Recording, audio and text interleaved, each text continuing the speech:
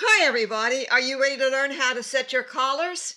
Well, that's what I'm going to show you today, and it's going to be so good, it's going to knock your socks off. But before we do that, I just want to tell you that you're going to be seeing how to cut. So you need to know before we even begin if your shears need to be sharpened. And this is how you test. Look, you just go like that. And if they cut well like that, you're fine. But if they cut like this, uh-oh, you better get them sharpened before you watch this video. Okay, here we go.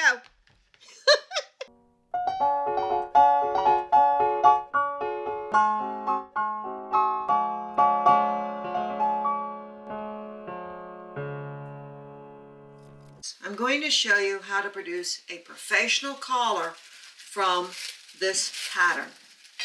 You don't have to have a grid. You can do this without a grid. All right, I'm going to lay paper over top. Notice the paper is folded. I'm laying the folded paper. The fold lies right over the fold of the collar, just like this. Because we want this collar to be on the open, the same as the back pattern of the blouse is on the open. Nothing is cut on the fold. I'm going to tape it right down so as to hold it firmly in place.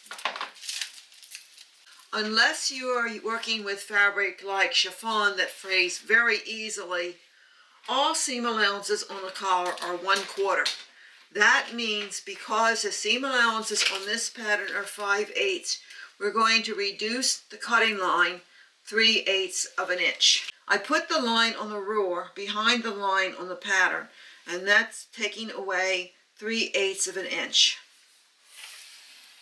You want sharp lines, you don't want any mess, you don't want the lead to smear. And we are making a size 20, so I'm measuring from the smallest of the 3 lines here, or rather the one that's giving me the smallest collar. That's where everybody looks. They look right at your face, and they're going to see your collar, and if there's anything wrong with it, they're going to see that before they see anything else. All right, so this has been marked down 3/8 of an inch, and here, this is a curved line here, so I'm going to mark around the curve like this, 3/8 of an inch off. And here are notches here, so I'm going to mark all 3 notches. It's kind of silly to have 3 notches because there's only one group of notches, so 1 notch would do. But I'm going to put 3 notches because that's what's on the pattern. And on the back here, I'm going to put a little V-notch, which is important because that gives you a perfect notch right on the very center back of the collar. Oh, and here are these 3 notches as well. I'm just going to put a line through that in the one that's the closest to the center back. This is center back. And they're telling you to cut this with the straight grain parallel to the center back. The truth is, you can cut a collar with a straight grain at a right angle to the center back if you want to. That will give you a stronger collar. Cutting the collar with the straight grain parallel to the center back will give you a collar that has a little more give because the cross grain, as in most fabrics, will have a little more give than the straight grain. I'm now going to write 1/4 inch seam allowance on each edge. This is the neck edge. I'm going to write neck edge. And this is a size 20, and this is 2020. I would also put the pattern number on it too. Every single pattern should have a straight grain line and a cross grain line. That's very important.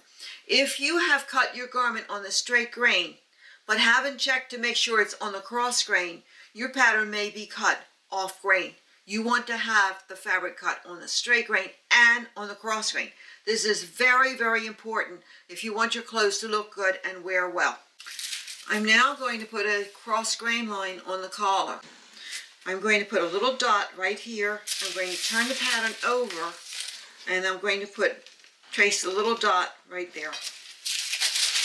And I'm going to open it up, and I'm going to connect those 2 dots. And when I do, that will give me the cross grain line. I'm going to put cross grain line on here. I'm going to refold it, and make sure that the cross grain line on the top ply lies directly over the cross grain line on the bottom ply. And then I'm going to trace the collar on this side. Making sure that line is right over the line that's underneath. All right. There we go. This line here, even though it's curved, you just blend your ruler a little bit. You can trace it off step by step like this. And I'm going to trace the notches, these 3 notches here. There we go. And I open it up, and now what I have is the top collar. And I'm going to mark the center line here, so I know exactly where the center back of this collar is. That's extremely important. And I'm going to make a V-notch here on both sides. Now remember, this is the neck edge here. That's written there. And this is going to be the outside edge of the collar. If you have just bought a new pattern and you need to correct it to fit, first correct the bodice to fit, then walk the collar around and correct the collar. That's the best way to do it. Otherwise, you'll correct the collar for the printed pattern, get the pattern to fit, and you got to go and fix the collar all over again. So that's just time wasted.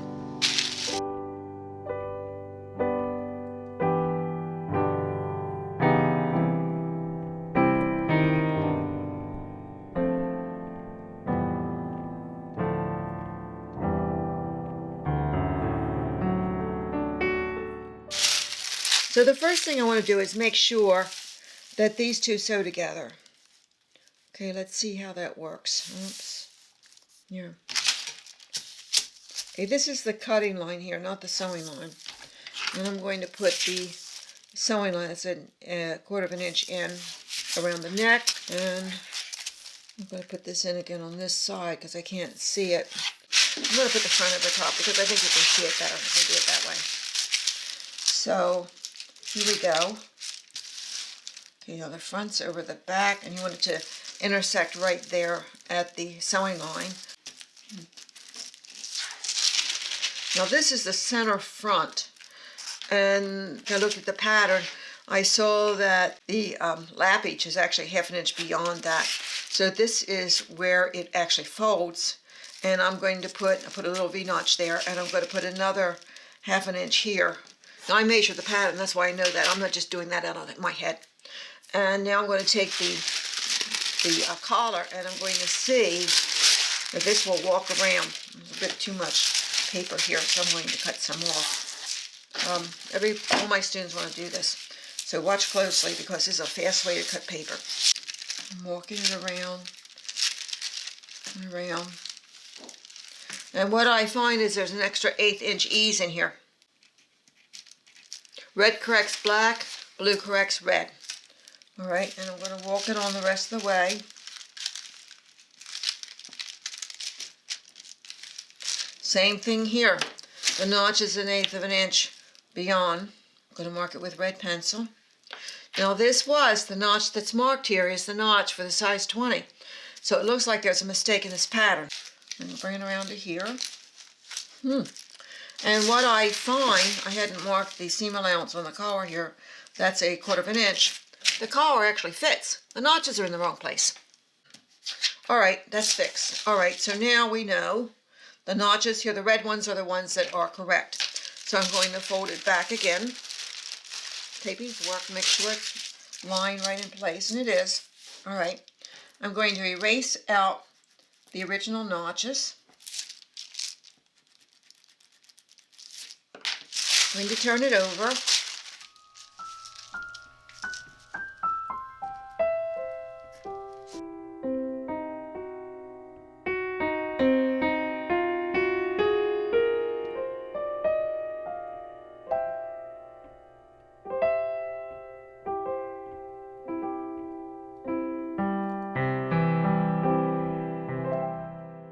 If you cut 2 collars exactly the same, 2 pieces of the top collar the same, and you sew them together, you're going to have a disaster on your hands. And the reason is because the bottom collar needs to be smaller than the top collar. And if it isn't, the bottom collar will extend beyond the top collar. It's like this. You have two hands, and when you turn it over, do you see how the bottom hand extends beyond the top hand? That's because it's a shorter distance on the bottom than it is on the top. So this is why you need to have two separate patterns. The top collar, when you make a blouse, is cut from, you cut one ply from the self. The self is the principal fabric, and you cut one ply from the stiffening. Now remember, you don't want to draft the bottom collar until you have checked with the muslin to make sure the top collar fits. So what I have done is I have drawn a dot on either side of this folded paper. I've connected the line so that we have a cross grain line, because a straight grain, according to the pattern, should go this way. I've laid the top folded paper over top of the underlying top collar. And now we're going to draft the bottom collar. The neckline remains the same. You don't want to change the neckline in any way. So I traced off the neckline. It's exactly the same on the bottom collar as it is on the top collar.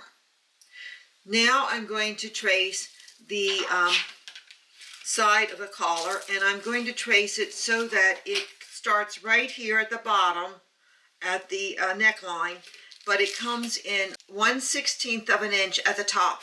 I'm going to draw a line there, and you can see that it's 1/16 of an inch shorter. And I'm going to connect that line with the intersection of the line on the top collar that's underneath, so that you can see the difference. It's just a hair shorter at the top. This is going to be in 1/16 of an inch here as well, just that little bit. And over here at center back, it's going to be 1/8 of an inch below. Do you see? 1/8 of an inch below.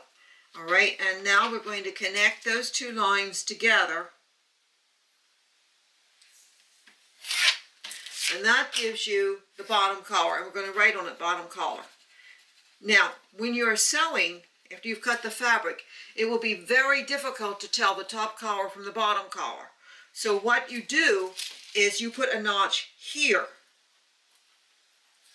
We're going to turn it over, and we put a notch here. So you can see on the top collar, you have one notch at center back, at the neck edge. But on the bottom collar, you have two notches. And that tells you which one is which. And that's very important to do. The top collar is going to have stiffening. Less expensive garments will have the top collar fused. But more expensive garments will have a separate ply of fabric that's not fused. And I highly recommend you do that. Fusing was an alternative to fabric. Many inexpensive garments have fusing in them, and the fusing is often actually paper. These are inexpensive garments. I'm not showing you how to make cheap clothes. If you want cheap clothes, the stores are full of them. I'm showing you how to make expensive clothes. And you can use if you're using a solid fabric to make the blouse, it's entirely possible that you can use two plies of the self fabric. And one ply would be the stiffening. So you would actually have three plies of the self fabric making the collar. One ply would be the bottom collar, which is slightly different than the top collar, and the other two plies would be the top collar. And you would have something really beautiful. All right, now, of course, now that I have drafted the bottom collar on the one side, it's simply a matter of tracing it on the other side, making sure, again, that the top line lies over the bottom line, so that you make sure that it's all going to come out right. All right, I'm going to trace this line here. I'm going to trace this line here, and then we're going to check to make sure we've got it right. And I'll show you in a minute how to do that. Again, this isn't that much of a curve, so you can actually use a straight edge to make it come out right. And we're going to trace these notches here. One, I don't know why they need three here, but they've got three, so we'll put three too. All right, now here's the top collar. Here's the bottom collar, and we lay the one over top of the other. And you will see that we got just a 1/16 of an inch in here, and you can see a 1/16 of an inch in there. It should be exactly the same, except for those changes, a 1/16 of an inch there. And I like to have a notch here at the center back on the edge of the collar as well. And that's how you draft the bottom collar. And that will prevent your collar from looking homemade.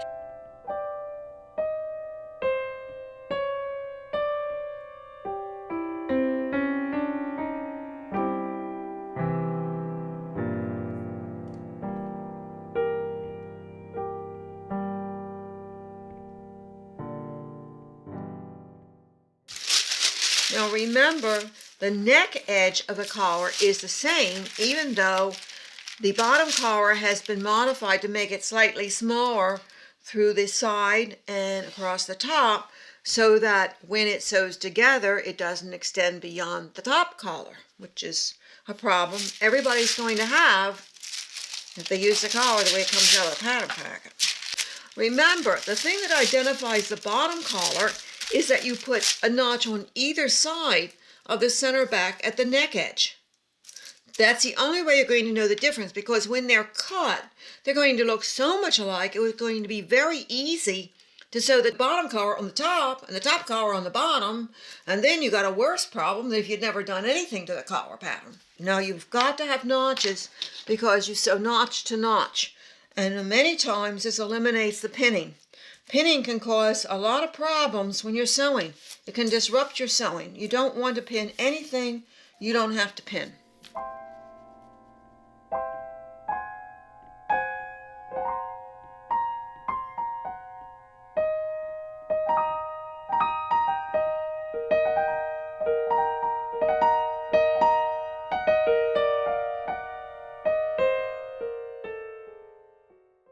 And what I want to point out about muslin is, number one, don't wash it.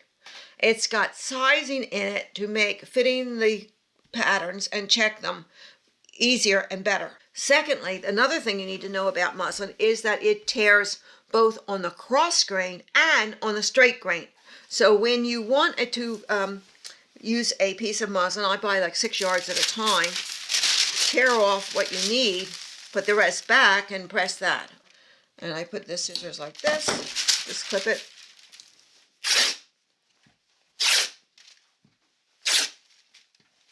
There we go.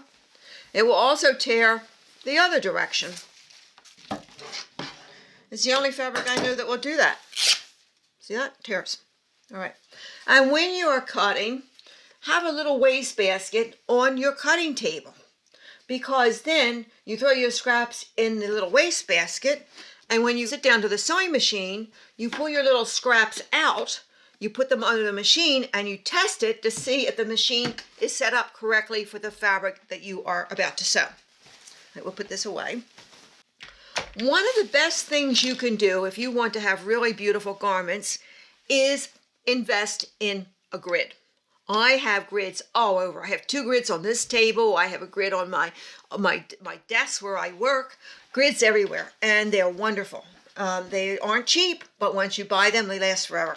Now, is this on grain or isn't it? All right, I've torn it on this side. I've torn it here. I can lay it on the grid, and I can see whether or not the straight grain lines, this is a cross grain here, and this is the straight grain because this is parallel to the selvage. As a matter of fact, here's the selvage here, so I can show you better.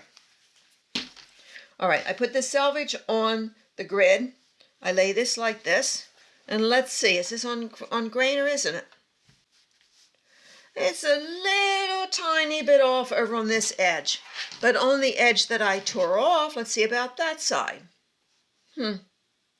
That's on perfect grain over on this side. You want to cut your muslins on grain, and on grain doesn't mean just on the straight grain, it means on the cross grain too. If your garment is not cut on both the straight grain and the cross grain, it is not on grain. That's very important. All right, now, as I said, nothing is ever cut on the fold. Nothing, Nothing, nothing. When you look at the home sewing patterns, they show you all the layouts on the fold, and they say you can. The implication is you can cut on the fold. In the industry, we have an F word. It starts with F, and the rest of it is spelled O-L-D. Fold. No cutting on the fold. There's a whole long list of reasons why that's going to go wrong. I'm not going to get into that right now. I'm going to get this collar cut. All right, so now let's see how well this is on grain. Is it on grain? Not on that side. See how it's off here? All right, let's cut it from this side. Let's see if this side's on grain. That's much better. In this demonstration, I'm just going to cut the top collar so you can see how it's done. But if you are cutting in the fashion fabric for your blouse, you want to cut 2 plies of the top collar and 1 ply of the bottom collar. Now, that is if the fashion fabric can also be used as stiffening. If it can't, use some other fabric. If you're using like a light color, use maybe some white fabric you have, or maybe some that's pretty close in color. You're making something with your hands that hopefully you're going to wear for a long time. The blouses that I'm wearing, you see in these videos, are over 20 years old. They look brand new. They've been washed many times. They've been worn over and over again. Why don't I make new blouses? Why should I? I love these blouses. Every place I go, I wear them and I get compliments. I'm not going to get rid of something that looks good and wears well. And I'm certainly not going to do a whole lot of work I don't need to do. So take the time and make a really beautiful blouse to save you time in the long run. Now I'm laying this down like this because I used to do layouts in the industry and I'm always very conscious of saving fabric. So this gives me more fabric. See, if I cut here, that cuts off that edge. But if I cut here, it gives me a little more fabric for cutting something else. So like I said, I'm just going to cut the top collar so that you see how to cut this. But of course you'd want to cut the top and bottom.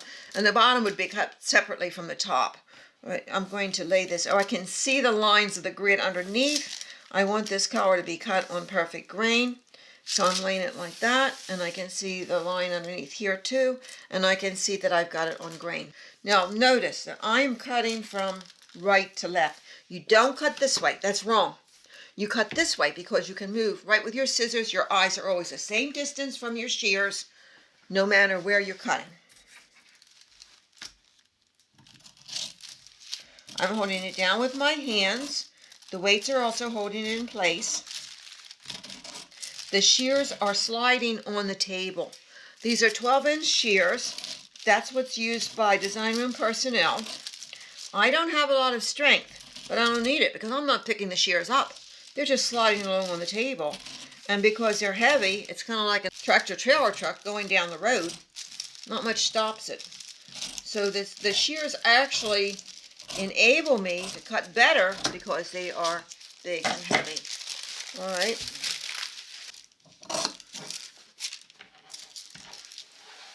Well, see, I can just move this right around. It'll move for me. So now I'm going to clip the notches. This one in the center, I'm going to put a little V-notch in there. They're no deeper than 1/8. That's it.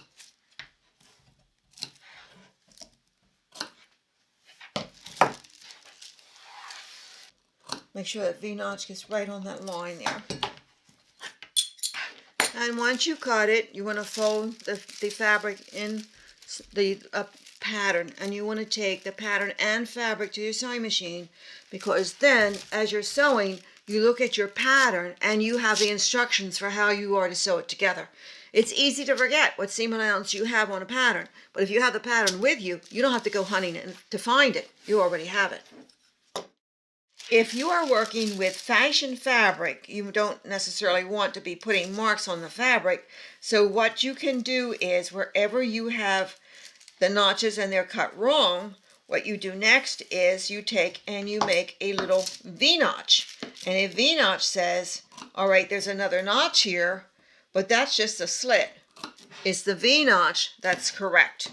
And that way you know just where to line up your notches when you are sewing. The other thing you can do is you can mark it. And see here, I've marked this with red pencil so I can see this. Now this is this is the bottom collar. You see here these two little notches, they didn't change any, so they're just left where they are.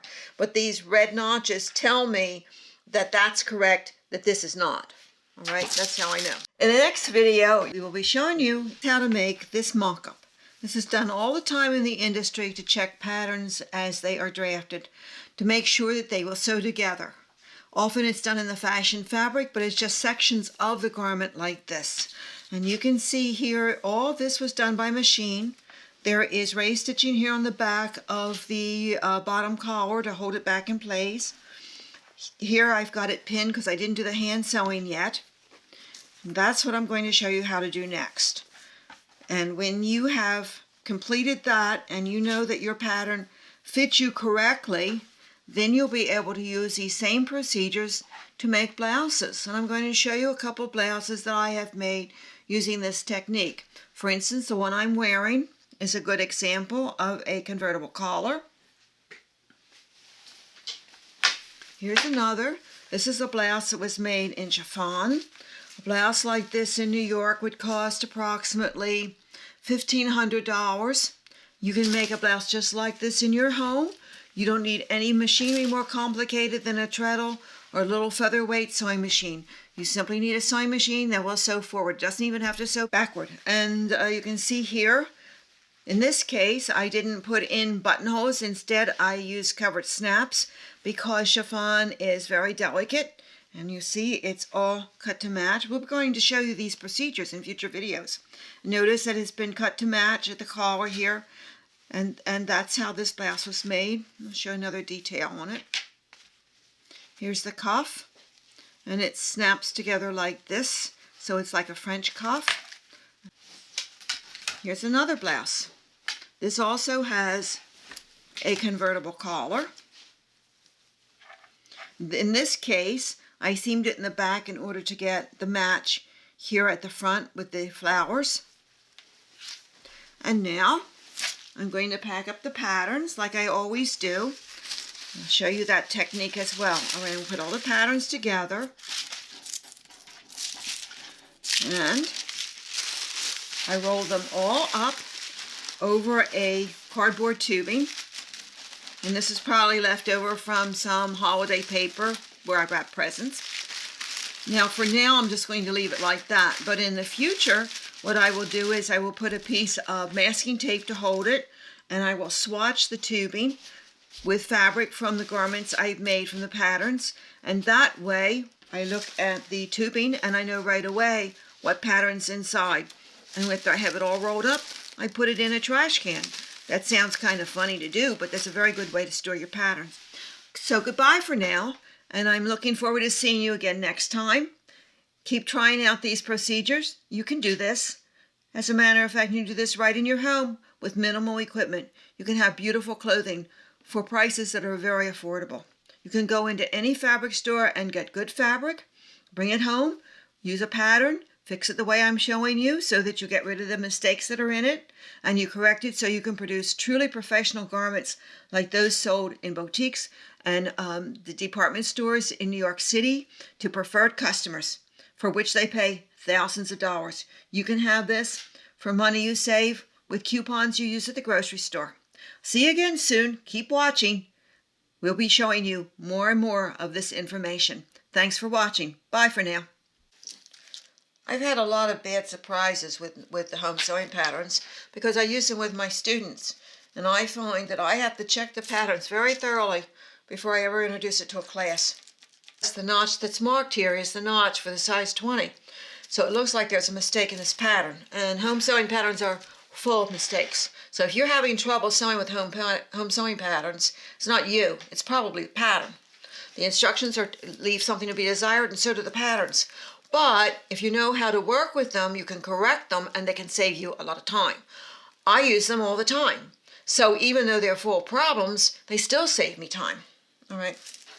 I'm going to walk it around the rest of the way. And what I find, I hadn't marked the seam allowance on the collar here. That's 1/4 inch. The collar actually fits. The notches are in the wrong place. I find these problems all the time. going to be talking about a lot of this because it isn't fair that you should go and spend a lot of money on a pattern and then be disappointed with the results.